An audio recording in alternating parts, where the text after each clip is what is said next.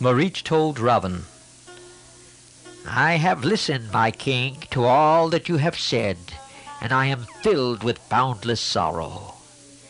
It is easy to flatter. Flattery is ever pleasant to the ears. Those who utter good, though unpalatable advice, are few, and fewer still are those who welcome it when given. It is my duty to speak to you the harsh truth. Sweet words might please you now, but will surely lead you to danger and ruin. Your informants have not told you the truth about Ram. Do not be deceived by what you have heard from others about this Ram. He is neither a renegade nor a criminal, but a dutiful son who is in the forest to honor his father's word. Far from being a weakling or coward, he is a mighty warrior whose equal in arms does not exist. Do not make him your implacable enemy and bring ruin on your people and your kingdom. From what you are bent upon, it looks as though Sita was born only to compass your ruin. The race of Rakshasas and Lanka itself will soon be destroyed on your account. Who is the enemy that has put this disastrous thought into your head? Who has given you this bad advice to take you, your kingdom, and your race to danger and destruction? Who told you that he was a lover of pleasure and falsehood? Ram is the embodiment of virtue. He employs his strength and courage in the service of duty. As Indra is surely the first among the gods, Ram is first among men. How dare you, how could you cast longing eyes on Sita? Will Sita ever yield to you? Take her from Ram indeed. Can one deceive the sun and steal from him his light? You will be reduced to ashes if you approach the blazing fire of Janak's daughter. Do not fall a prey to Ram's shafts. Do not seek your own death. Do not approach the fire guarded by Ram. One should not launch a course of action without full thought. You can never vanquish Ram in battle. O ruler of the Rakshasas, do not turn a deaf ear to my words.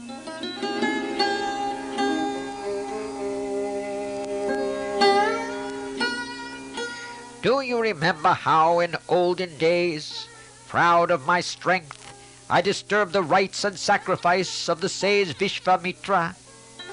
In those days, Ram was but a boy, and Vishvamitra had, with Dasarath's permission, taken young Ram to protect his sacrifice. That sage knew Ram's prowess. I approached the place to put out the sacrificial fire with contaminating blood and flesh, and then I came up against the boy Ram. What do you think happened? He let loose an arrow which killed Subahu on the spot, and with another he swept me off my feet and hurled me into the sea. Ram the boy is now a man, immeasurably stronger and more skillful in arms. Do not incur his wrath. Do not bring ruin on your people who are now enjoying wealth and pleasure. Do not harbor thoughts about Sita and bring down destruction on your rich and beautiful city and certain death on yourself. If you persist in your foolish project, O Ravan, I see before my eyes the ruin that awaits you. I see Lanka in flames, and her streets littered with death, and her widows and orphans loud in lamentation. Avoid this great sin. If you are angry with Ram, fight him face to face and meet your death like a hero. Do not follow a fraudulent path and drag me into it. Go back and be happy with your numerous wives. Do not invite the Lord of Death to your land and race.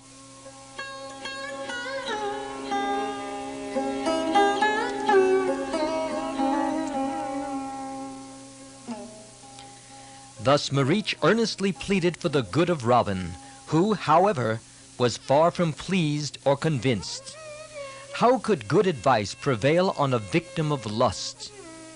Like a sick man rejecting medicine, Robin refused to listen to Marich's counsel. Robin said, "If a king wants to know whether a thing should or should not be done, it is open to his adviser to examine its advantages and disadvantages. But I have not come to you for such advice. I am king, and I have come to tell you that I have decided to do this. I expect and want your help to carry it out. You forget the loyalty I am due from you, and dare tell me that what I contemplate is wrong. On this matter I have considered everything and reached a decision. This insignificant creature whom you praise, he is unworthy of the honor of a formal challenge to battle from me. What more is he than a man driven out of his own country, a fool who has allowed himself to be cheated by a woman and has been deprived of his rights? The proper treatment for such a fellow is to disgrace him by carrying off his wife. This is a matter determined and concluded. Your remarks are therefore irrelevant. You should do what I want you to do, and that is not much. Transform yourself into a strange and beautiful deer, and appear before Sita and attract her attention. Sita will send Ram to pursue and capture you. You should draw Ram away to a distance and simulate Ram's voice and cry, "Ah, Sita! Ah, Lakshman!"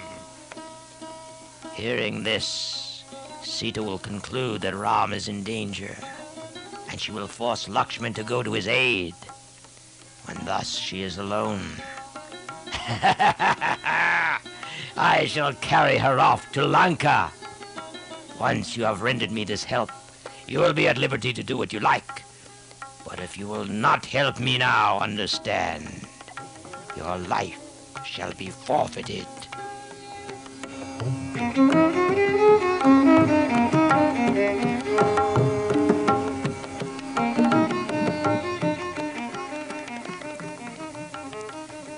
thought within himself, The frenzied Ravan, who is already under the shadow of doom, will not listen to advice. So desire is driving him to death. It is better for me to be killed by Ram than by Ravan. At least then I would yield my life to a foe. And so he agreed to the proposal and said, I have given you good advice, but you will not listen. If I carry out your wishes, I am sure to die, but not more sure than that you will also perish, not long after, with all that is yours. So will our race. Some enemy of ours wishing our destruction has set you on this course. Someone who envies you. I would rather be killed by an enemy whom I respect than by you. Come, let us go to Dundak Forest. Ravan was overjoyed and embraced Marich, saying, Now you are again my dear old Marich.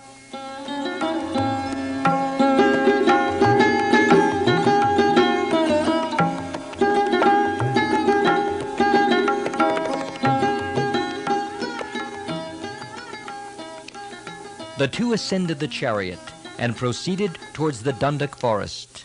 They flew over cities, mountains, rivers, and kingdoms. Reaching Dundak, they saw Ram's ashram in a banana garden. They alighted at a distance.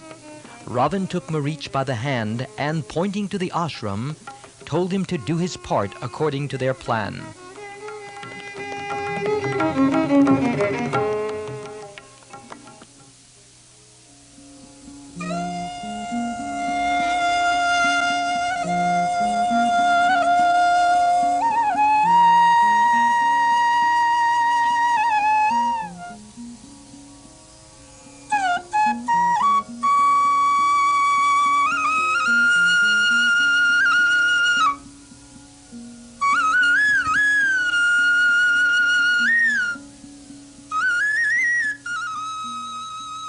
At once, Marich transformed himself into a wonderful deer. Every part of the animal had its own different color and exquisite beauty. Like a rainbow in the sky, it charmed the eye of the beholder. Gold, silver, diamonds, gems, and flowers seemed to appear in succession on its beautiful skin. It was like a living stream of jewels flowing on a beautiful golden body.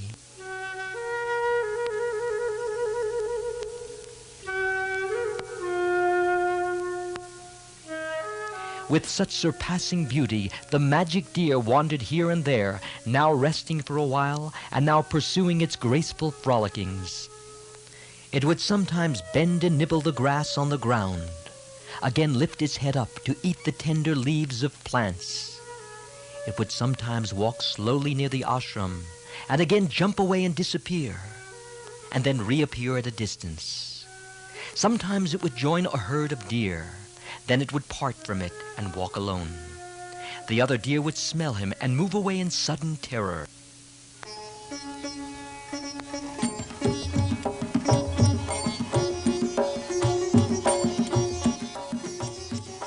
Sita, who was then gathering flowers in the forest, looked at the stag and stared spellbound at its wondrous beauty.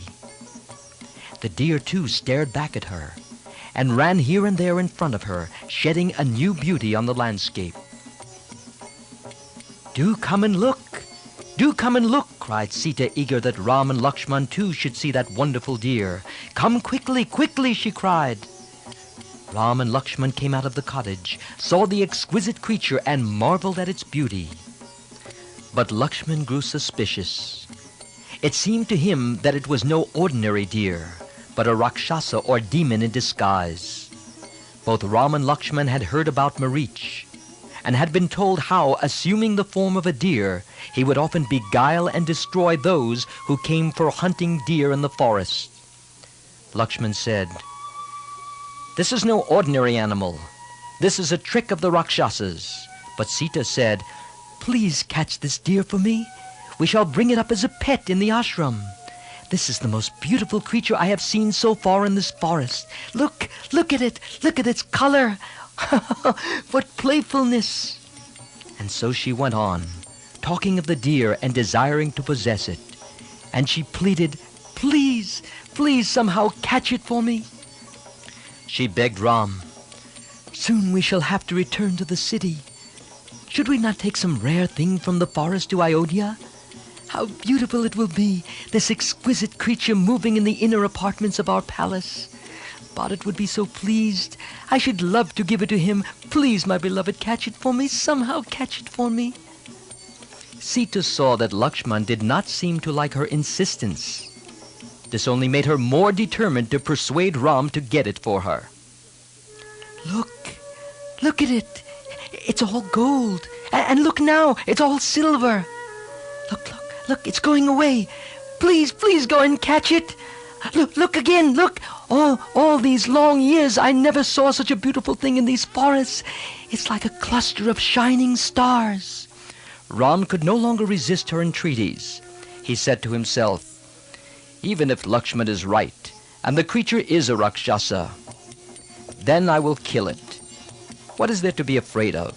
If I cannot catch it alive, I can bring it down with an arrow. When she is so keen on having it, is it not my duty to get it for her?" And he told Lakshman to bring him his bow and arrows. Lakshman's heart was not in it, but he obeyed. And Ram set out saying, "Mind you, Lakshman, remain by Sita's side and guard her vigilantly. I shall come back soon with this stag alive or killed. Do not be anxious. Even if this is a Rakshasa, what does it matter? It will share the fate of Vatapi.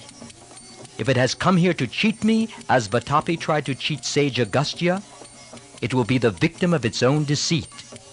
What can this animal do to me? Stag or Rakshasa, it is all the same. But be careful. Mind Sita. Anything might happen at any time. You must be vigilant."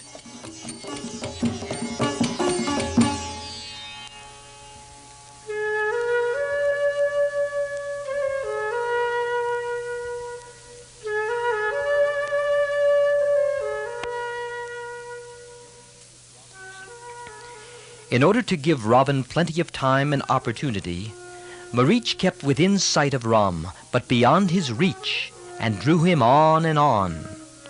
The deer would take a few steps, then stop and turn and stare at the pursuer. Then suddenly it would start, as if in fear. Pricking its ears, it would spring, drawing up its hoofs to its breast, and disappear for a while among the trees. Emerging soon on some tall mound, it would display its lovely outline, framed against a passing cloud. Sometimes it allowed a near approach, as though tired and so easy to capture, but then it would spring up and bound far away.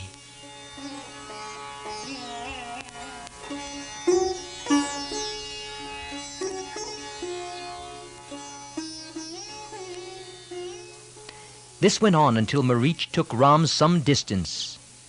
Then the Rakshasa realized this game would not go on forever, and that his end was near. Ram, tired of the pursuit, bent his bow and sent forth an arrow. It pierced the stag. Marich then resumed his natural form, and imitating Ram's voice, called out, "Ah, Sita! Ah, Lakshman!" and fell dead. Lakshman was right, said Ram to himself. This deer was a Rakshasa. He thought further. Hearing this last cry, maybe Sita will be deceived. She is likely to be overwhelmed by fear. But then, Lakshman is there by her side.